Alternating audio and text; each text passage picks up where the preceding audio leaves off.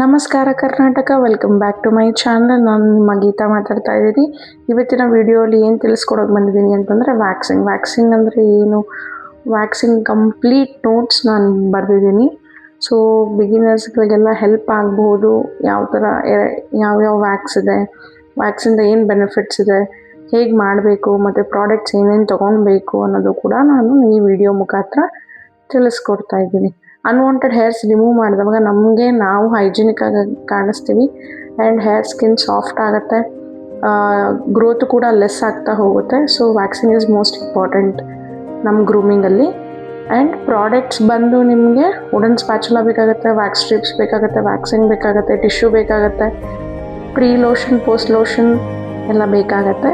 So short video ಮಾಡಿದ್ದೀನಿ, so ಎಲ್ಲರಿಗೂ like ಆಗುತ್ತೆ ಅಂತ ಭಾವಿಸ್ತಾ ನೆಕ್ಸ್ಟ್ ವಿಡಿಯೋಗಳಲ್ಲಿ ಇನ್ನೂ ಹಲವಾರು ಏನೇನು ಸರ್ವಿಸಸ್ ಇದೆಯೋ ಅದರದ್ದೆಲ್ಲ ನೋಟ್ಸ್ ನಾನು ಪ್ರೊವೈಡ್ ಮಾಡ್ತಾ ಹೋಗ್ತೀನಿ. ಧನ್ಯವಾದಗಳು.